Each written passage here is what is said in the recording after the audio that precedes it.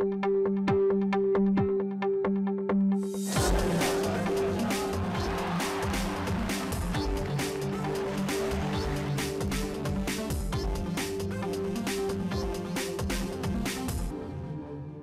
obesidade é um tema que preocupa pais, nutricionistas e a sociedade como um todo, devido às facilidades proporcionadas pelos fast foods e à falta de tempo.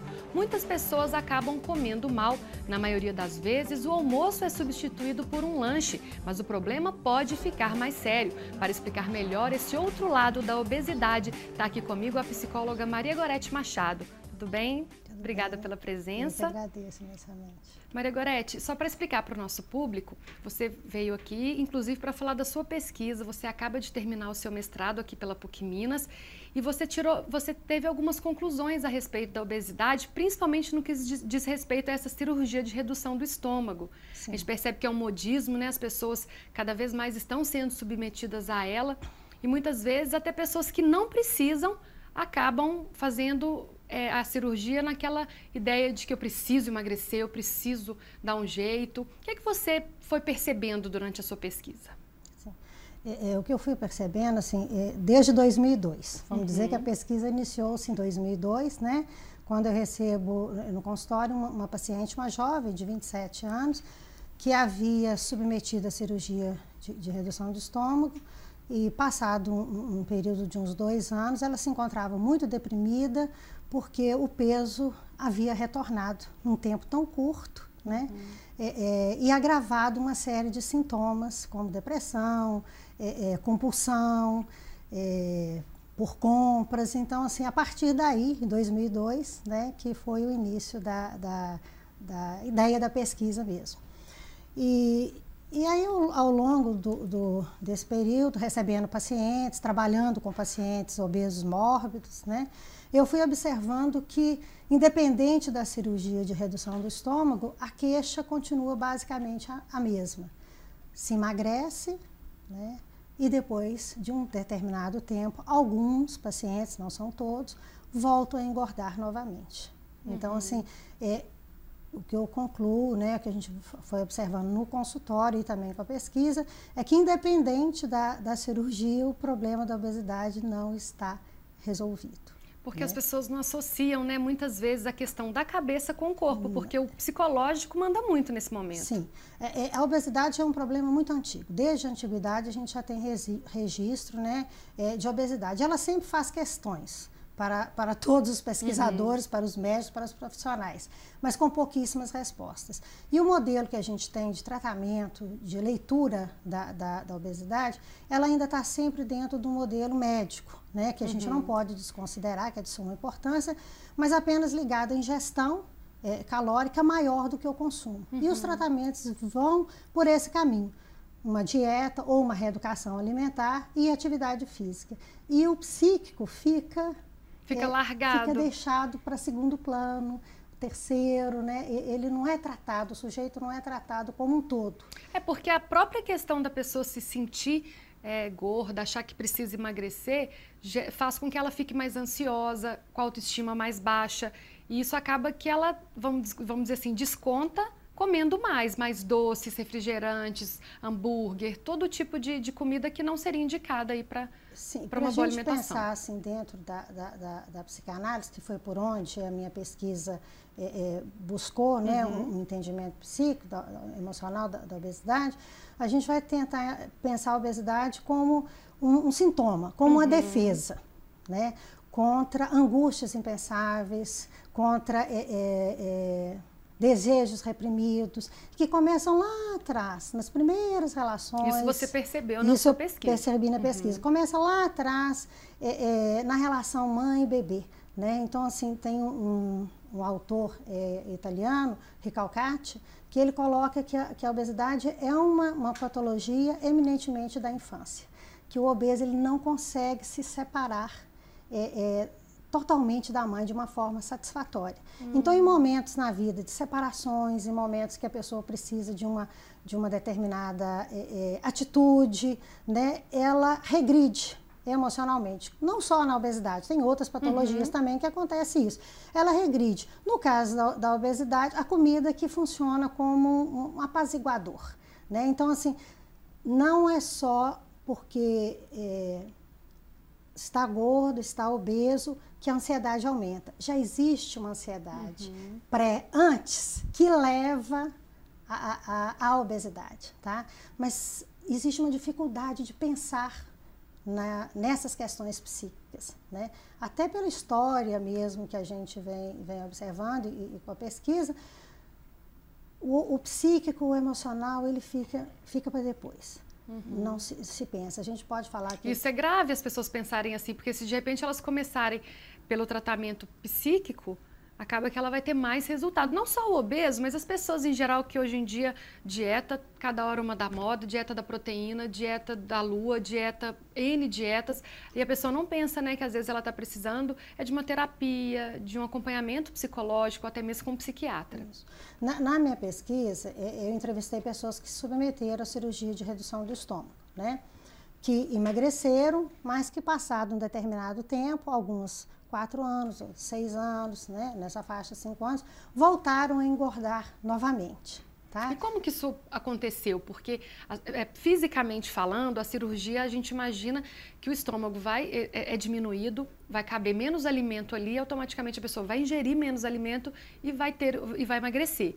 Como que, mesmo sendo submetida à cirurgia, essas pessoas voltam a engordar?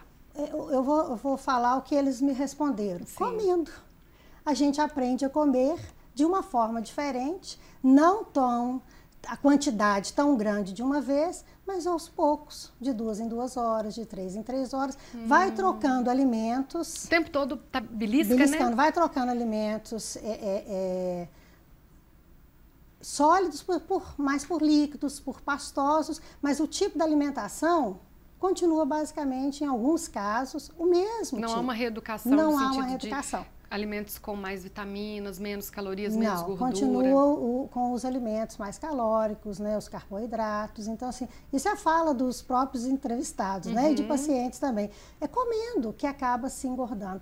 Porque se eles comerem uma grande quantidade, eles passam mal. Passam mal, né, vomitam, né, tem um período pós a cirurgia que tem uma dificuldade aí grande, que em algumas pessoas duram um tempo maior, outras menores, mas assim, não consegue compensar, né? É pouca quantidade de comida no prato, não se coloca pouca quantidade, coloca-se o mesmo tanto que se colocava antes, né?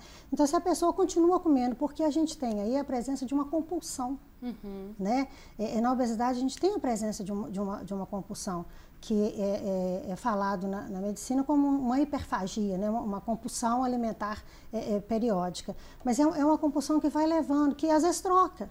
A gente observou também na pesquisa que tem pessoas que diminuíram um tempo a comida, comeram menos, mas desenvolveram outras compulsões. Alcoolismo, compra, compulsão sexual, prática sexual intensa, a fala desenfreada, falar. Quer dizer, tem N outras compulsões. E a cirurgia, ela não vai operar nesse sentido. Ela não faz um corte no simbólico, ela faz um corte no estômago.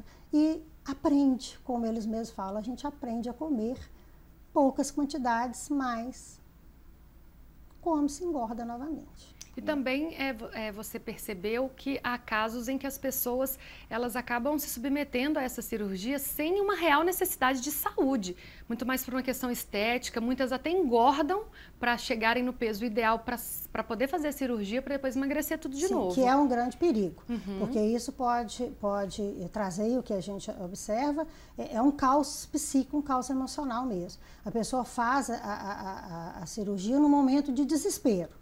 Né?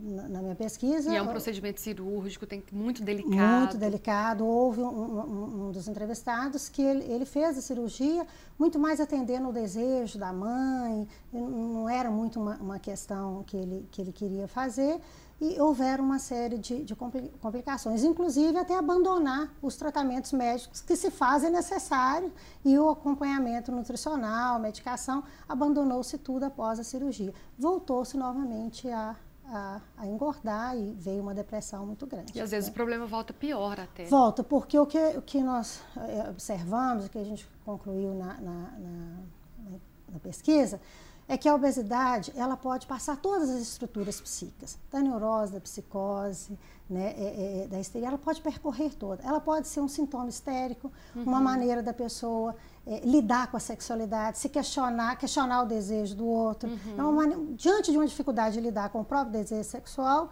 esconde-se atrás da obesidade.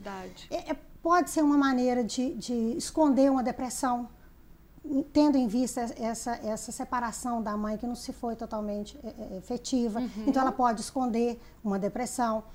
Ela pode ser usada como um fetiche, uma forma do outro, se oferecer o corpo obeso para a prática sexual.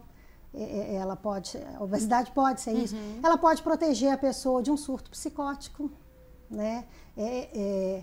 Então, assim, tudo isso existe, não é simplesmente o comer. E a questão da vitimização, que a pessoa se faz de vítima. Muitas falam, eu vivo de dieta e não emagreço. Muitas vezes é porque está fazendo a dieta incorretamente. Porque a pessoa que tem um acompanhamento de um nutricionista, de um endocrinologista, de um psicólogo, ela certamente vai alcançar o objetivo que ela deseja. Mas aí tem uma outra questão, que é uma dificuldade em perceber o próprio corpo.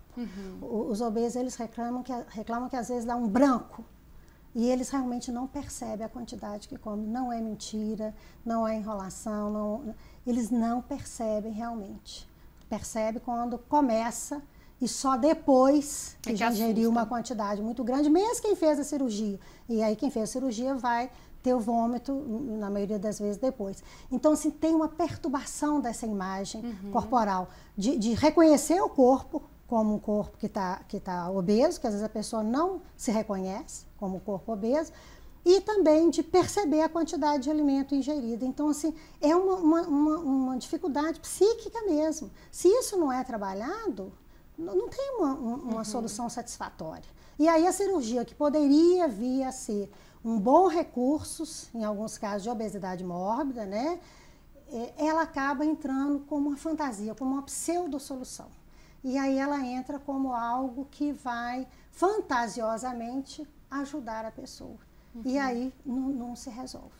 Né? E você, então, que fez essa longa pesquisa, conversou com várias pessoas e estudou vários autores também, o que você concluiu, assim, para a gente terminar o nosso bate-papo? Olha, eu concluí que a cirurgia, ela pode ser um bom recurso, mas é preciso ficar atento com a forma como o psicólogo entra, porque o psicólogo entra apenas num laudo de liberação, né? E o trabalho, ele precisa de ir por um outro caminho, precisa de fazer um trabalho para uma mudança subjetiva bem anterior à prática da cirurgia, que não dá para ser com um mês, com 15 dias, às vezes é um trabalho de ano até para chegar na cirurgia. O ideal é que a pessoa, antes de se submeter ao procedimento, ela procure um psicólogo, converse, melhore o lado psicológico para depois encarar antes mesmo a até cirurgia. De pensar na cirurgia, começou a engordar, tá dando esses brancos, tá vendo essa dificuldade de controlar a alimentação, tem que perguntar o que está acontecendo. Qual que é a minha relação com a obesidade? Por que eu estou precisando da obesidade? Porque, como eu falei, ela é um sintoma que defende a pessoa de um mal maior. Né? Maria Gorete, muito obrigada pela sua presença aqui. Foi um prazer conversar com você. Eu agradeço imensamente. Muito obrigada. Até a próxima. Depois do intervalo, viaje na tradição das cidades de Roma e Veneza com o quadro de Malicuia. Tem também a cobertura de uma corrida nada convencional e as novidades que acabam de chegar no Museu do Inhotim. Voltamos já.